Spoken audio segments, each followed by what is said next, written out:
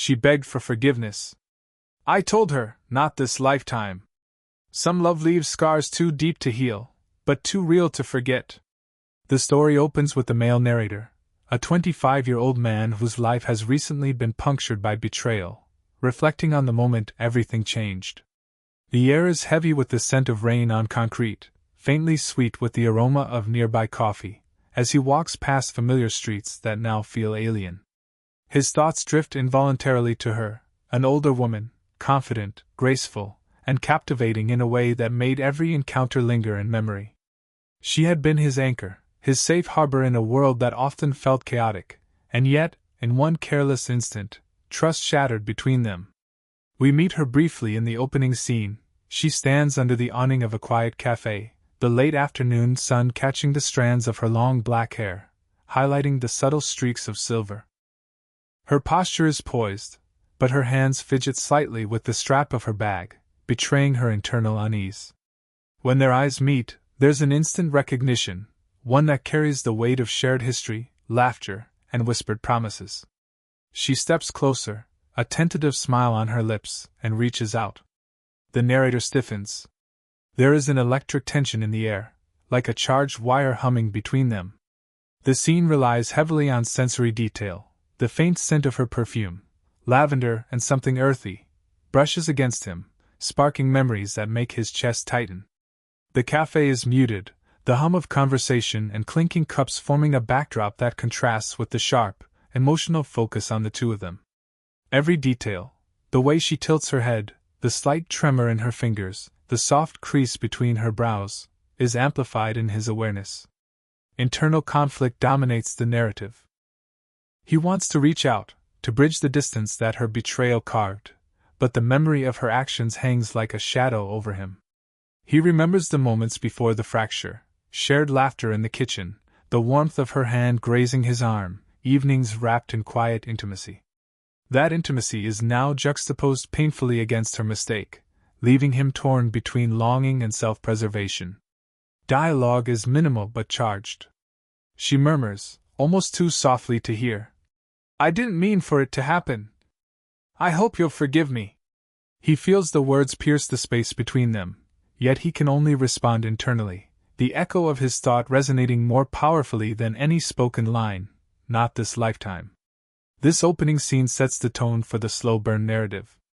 It establishes emotional stakes, introduces the fractured dynamic, and immediately immerses the audience in a space thick with regret, desire, and unresolved tension. The subtle body language, sensory cues, and internal monologue all work together to create a palpable sense of intimacy and heartbreak. It's a story about love, betrayal, and the slow, painstaking journey of navigating the distance that remains after trust is broken.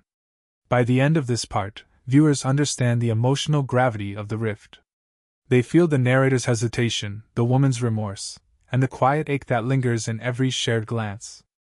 The story is set in motion, an emotionally charged dance between distance and desire, trust and betrayal, memory and the impossibility of immediate forgiveness.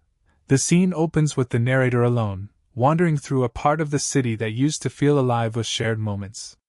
The soft hum of the streets, the distant chatter of people, and the subtle rustle of leaves in the evening breeze create a backdrop that mirrors his internal turbulence. Everywhere he looks, he is haunted by fragments of the past. The way she laughed as sunlight fell across her face, the gentle brush of her fingers as she handed him a cup of coffee, the warmth of her shoulder pressing against his during quiet evenings. These memories feel almost tangible, as if he could reach out and touch them, yet the ache of betrayal keeps him at a distance. The older woman remains in the periphery of his consciousness. He recalls the first time he noticed her deliberate gestures of care, how she would intuitively know when he needed a comforting word, or how her hand seemed to find his during fleeting, accidental touches. These recollections are rich in sensory detail, the faint lavender of her perfume lingering in the corners of their favorite cafe, the soft click of her heels on wooden floors, the warmth of her body in proximity during shared moments of silence. The contrast between these intimate memories and the stark reality of their present estrangement heightens the tension, pulling the viewer into the emotional gravity of the story. In this part, internal conflict dominates. He is torn between longing and resentment, between the desire to reconnect and the refusal to forget. He catches himself smiling at memories that sting, a bittersweetness of what was, and what can never be restored. His mind drifts to small, seemingly insignificant details. The way she would tilt her head when she listened, the subtle arch of her brow during moments of amusement, the quiet steadiness of her presence that made him feel seen and understood. These recollections are a reminder that, despite the betrayal, their bond was once profound and deeply comforting. The narrative also introduces visual symbolism to reinforce emotional tension. He passes by a riverside bench they once shared, the wood worn smooth by countless afternoons spent together. He runs his hand over its surface, feeling the grooves beneath his fingertips, and is transported back to the laughter and whispered confessions that filled that space. Even the chill in the evening air becomes a sensory reminder of her absence, the way he used to lean into her warmth, now replaced by the emptiness beside him. By focusing on memories rather than present interaction, this section deepens the slow burn dynamic. The audience feels the narrator's vulnerability and the persistent pull of unresolved emotions. It emphasizes that love, once deep, leaves an indelible imprint, even when trust is broken. The tension is quiet but electric, residing in the spaces between memory and reality, desire and hesitation, intimacy and distance. Key narrative moment. As he walks away from the bench, a fleeting silhouette reminds him of her presence. Perhaps just a stranger's reflection, but it jolts his heart, demonstrating that she is never far from his thoughts. The lingering sense of what was lost sets up the emotional groundwork for their next encounter, where remorse, regret, and the possibility of reconciliation will begin to intertwine. The story shifts to a quieter, more intimate focus, exploring the older woman's perspective and the subtle ways she reaches out. She is no longer just a figure in his memories, she becomes a living presence again, attempting, tentatively, to bridge the gap between them. Her gestures are small but meaningful, a carefully chosen book left at his doorstep, a handwritten note tucked into his mailbox, the soft ping of a text that carries the weight of apology. She moves with the grace of someone aware of both her age and her missteps, trying to express remorse without overstepping boundaries. The narrator notices these efforts, but his response is conflicted. Part of him softens at the thoughtfulness behind her actions, while another part recoils, wary of reopening a wound that still hurts. This tension is heightened by sensory and body language cues. When they encounter each other unexpectedly in a park or near a local cafe, her hand brushes lightly against his arm, not lingering, but enough to make him flinch inwardly. She tucks a loose strand of hair behind her ear, her fingers trembling just slightly, betraying the calm she projects. Her eyes avoid his at first, but when they meet, there is a flicker of vulnerability, an unspoken plea for understanding. The environment mirrors their tentative reconnection. It might be a rainy afternoon, the droplets falling softly around them, coating the world in muted silver light.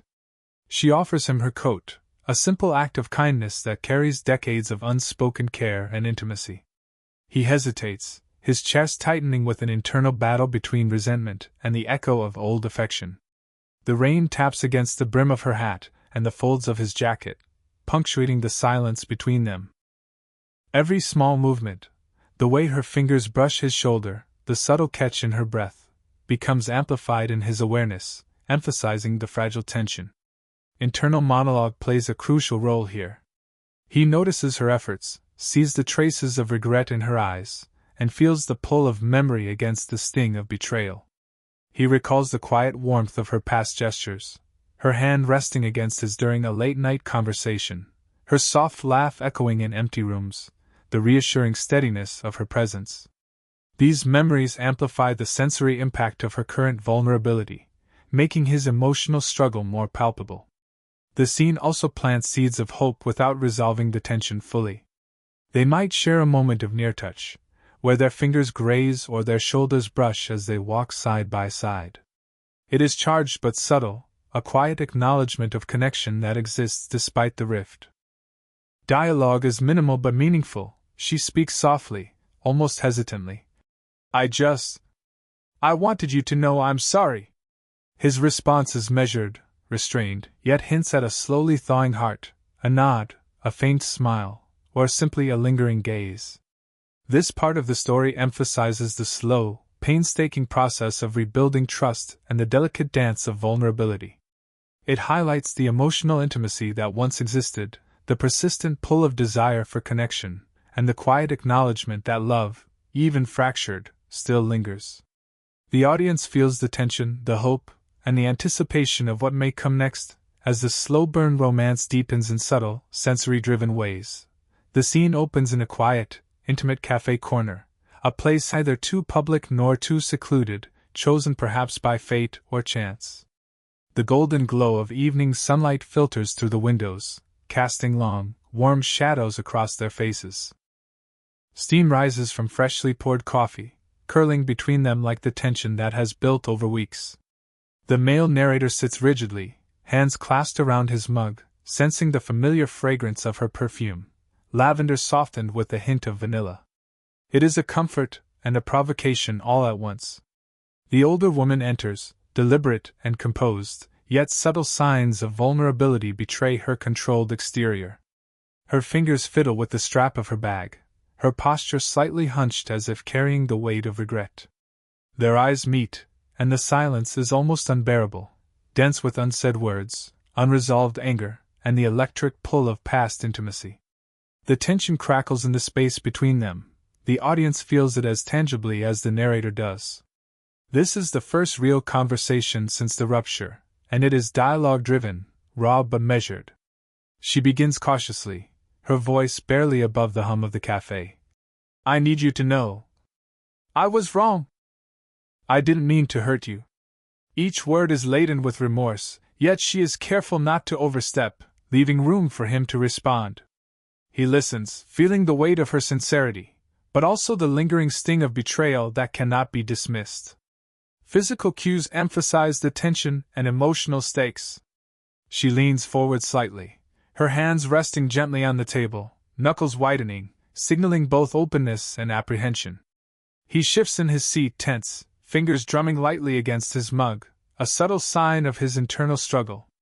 For a fleeting moment their knees brush under the table, a small, accidental contact, but it resonates with years of unspoken affection. The narrator feels his chest tighten, a reminder of the love that remains entangled with pain. The conversation escalates naturally to the emotional climax. He articulates the depth of his hurt with clarity. "Not this lifetime," he says, his voice steady, controlled, yet brimming with emotion. This line delivers the story's peak tension, a refusal to forgive immediately, a declaration that some wounds leave permanent marks. Her reaction is a mixture of shock, sorrow, and quiet understanding. She exhales slowly, eyes glistening with unshed tears, and nods, acknowledging both his pain and the reality that some bridges cannot be crossed so easily. Throughout the scene, sensory detail enriches the emotional resonance. The soft clatter of cups, the faint scent of baked goods, the warmth of the sun fading into dusk, all mirror the complex mix of comfort and heartbreak. The audience can almost feel the tightness in his chest, the flutter of her racing heart, and the palpable, unspoken connection that lingers despite the confrontation. By the end of this keynote, the story has reached an emotional peak. The audience understands the depth of their fracture and the sincerity of her remorse. They also witness the narrator's steadfastness, his refusal to compromise his boundaries despite lingering affection. The confrontation is not about resolution but about raw honesty, emotional clarity, and setting the stage for the slow, delicate rebuilding of trust in the chapters to come. The story shifts to a softer, more intimate rhythm as circumstances gently force the narrator and the older woman back into proximity. The tension of confrontation lingers, but the narrative now focuses on subtle warmth and shared moments that spark a cautious reawakening of connection. The environment plays a key role in heightening sensory detail. Perhaps they meet at a mutual friend's small gathering, or are compelled to work together on a minor, everyday task, picking up groceries, helping someone with a shared project, or walking a dog caught in the rain. The ordinary setting contrasts with the extraordinary tension simmering between them. From the outset, their interaction is laden with understated meaning. Every gesture, every glance, carries weight. She moves with her usual poise, But he notices the softness in her eyes, the way her fingers brush accidentally against his arm, lingering for a heartbeat longer than necessary. It is the same subtle intimacy that once drew him to her, but now tempered by the caution bred from past hurt. He feels the tug of familiarity in her warmth, the curve of her shoulder as they maneuver through a narrow aisle, the faint scent of her perfume mingling with the crisp air, and it stirs memories he cannot fully suppress. The narrator's internal conflict is central here. Part of him is guarded, acutely aware that reopening closeness could reopen old wounds. Yet another part is quietly moved by the evidence of her effort, by the small, deliberate gestures that suggest genuine care and vulnerability. The narrative emphasizes sensory detail to make the audience feel the weight of these moments, the warmth radiating from her hand brushing his back as they reach for the same object, the quiet laughter shared over a small mishap, the brief, almost imperceptible moment when their shoulders touch and the air seems to hum with unspoken meaning. Subtle physical affection is a key device in this section. While nothing overtly romantic occurs, the story highlights meaningful, YouTube-safe gestures. She adjusts a stray lock of his hair, their fingers graze while passing a shared item, or she rests her hand lightly on his forearm to steady him. Each touch carries emotional resonance, a gentle reminder that connection endures despite distance, a spark of familiarity amid lingering tension. These interactions are carefully framed to balance desire with restraint, showing the audience the slow-burn nature of their renewed closeness. Dialogue in this section is understated, reflective, and layered with emotion. They share small talk that seems ordinary on the surface but is charged with deeper meaning. "I didn't think I'd see you here," she says, her voice soft, tinged with a tentative hope. "Neither did I," he replies, tone measured, but with a subtle softness creeping in, betraying his own acknowledgement of her presence as a comfort rather than a threat. Laughter emerges naturally from shared moments, a balm for lingering tension. The emotional arc of this keynote emphasizes gradual thawing. The narrator begins to recognize that the older woman's presence can feel comforting without demanding forgiveness immediately. The audience experiences a delicate dance of closeness and restraint, a rekindling of trust and intimacy without forcing resolution. By the end of this part, the subtle spark of connection has been reignited, laying the groundwork for deeper emotional confessions and eventual reconciliation in the chapters to come. By this stage, the slow burn romance has shifted from tension and tentative gestures to moments of emotional intimacy that feel both fragile and profound. The setting is intentionally private and calm, perhaps a quiet evening on a rooftop, a small park under starlight, or the soft glow of his apartment where they are alone together. The world outside seems to fade, leaving only the two of them, and the lingering echoes of past love, hurt, and unspoken desire. The narrator notices her presence more vividly than ever, and each detail is heightened by the tension of past betrayal. He observes how her fingers trace the rim of a teacup, the slight frown in her brow when she speaks softly, or the subtle way her shoulders relax when she feels safe near him. Her voice, gentle and warm, carries an emotional weight that commands attention without demanding it. "I never stop thinking about you," she admits, almost in a whisper, as if speaking too loudly might shatter the fragile equilibrium between them.